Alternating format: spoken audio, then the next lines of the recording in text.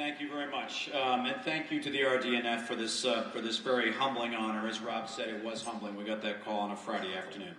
But as Cecil Walker said in the video, I'm really here as a representative of the great local journalists in our company, serving our local communities, now double in size than it was a year ago, every day, and representing all of them tonight through serendipity of scheduling are 30 news directors from 30 local communities. They're back there in the back row, keeping you from leaving early. I want them all to stand up, please. Stand up, gang.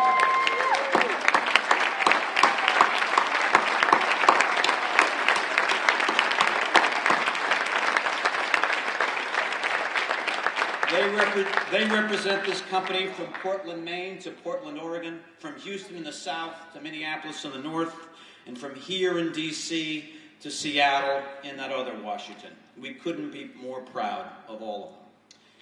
And on behalf of all of them, I want to acknowledge and thank our company's president and CEO, Gracia Martori, who provides this company the unquestioned support to fight the good fight every day in the 100-plus local communities we serve and for USA Today.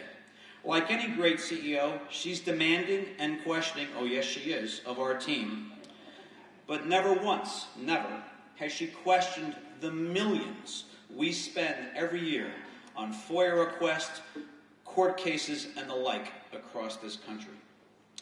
Also at this table is one of the greatest advocates for reporters' freedoms of our generation.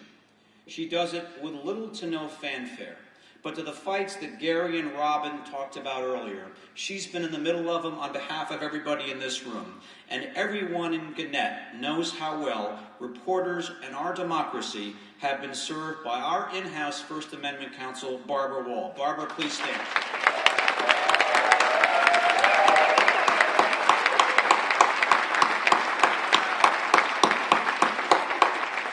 Thank you, Barbara. Also at this table, two great collaborative friends and business partners of mine, our General Counsel, Todd Maiman, and the publisher of USA Today, Larry Kramer. Thanks for coming tonight, guys. And over at this table, my good friend, our former chairman and CEO, Craig DeBow, who was nice enough to hire me back to Gannett. Craig, thank you for coming tonight. And it's a special night. We're one of those American families that's all over this country, from Arizona to Connecticut, so it's really cool for us to have them all here together. My brother Rick, my sister Joan, our sons Adam, Chance, and Nash, our daughter-in-law Valerie, who's expecting our first grandchild in a matter of weeks, our lovely daughter-in-law Valerie, and Nash, I think you're a cool dude too.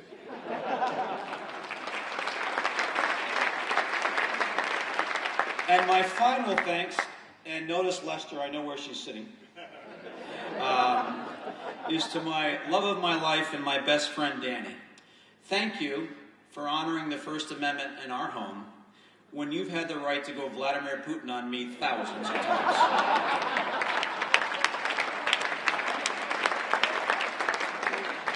So I know I'm the last speaker between you and the exits tonight, so I'll exercise my freedom of speech judiciously. But, you know, represented in this room tonight are the finest national and international news organizations in the world. And we are proud to be partners with all of them. You know, but having lived in D.C. 2 times now, I've noticed that too many national decision makers in the media live in the echo chamber of D.C. and Manhattan, and some have never lived anywhere else.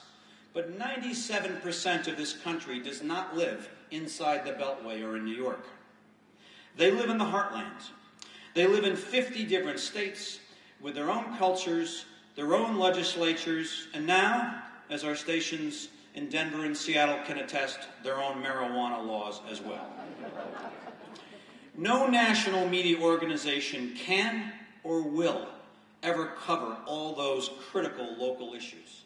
Take, for instance, the current makeup of our U.S. House of Representatives.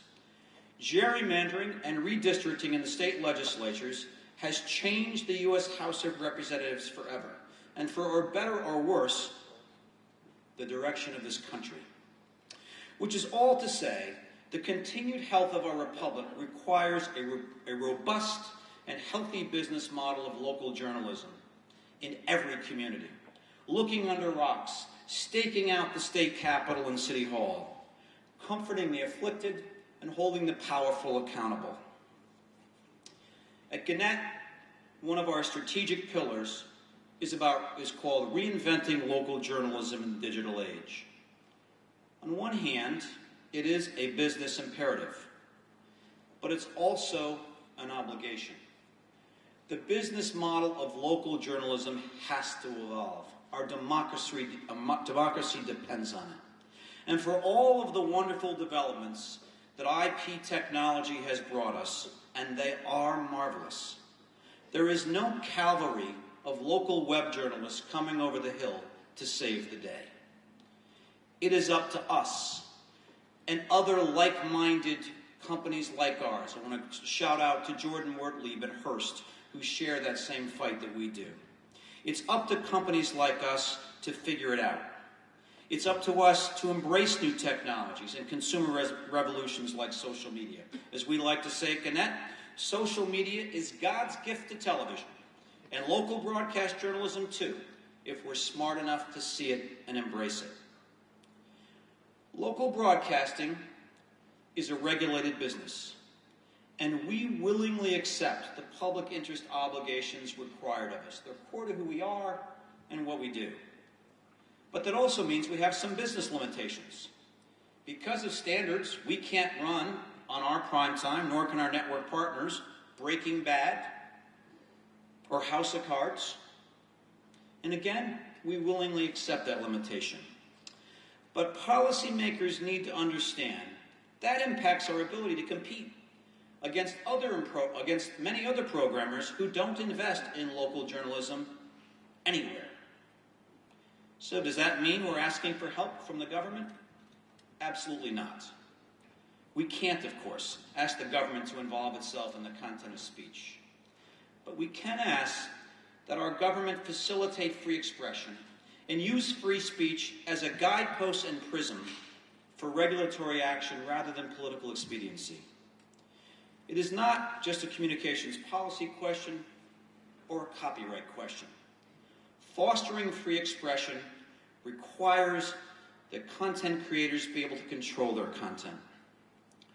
The First Amendment is no one's constituent. It doesn't have a political action committee, and it doesn't vote. So it is hardly a surprise that it doesn't have a voice in Washington.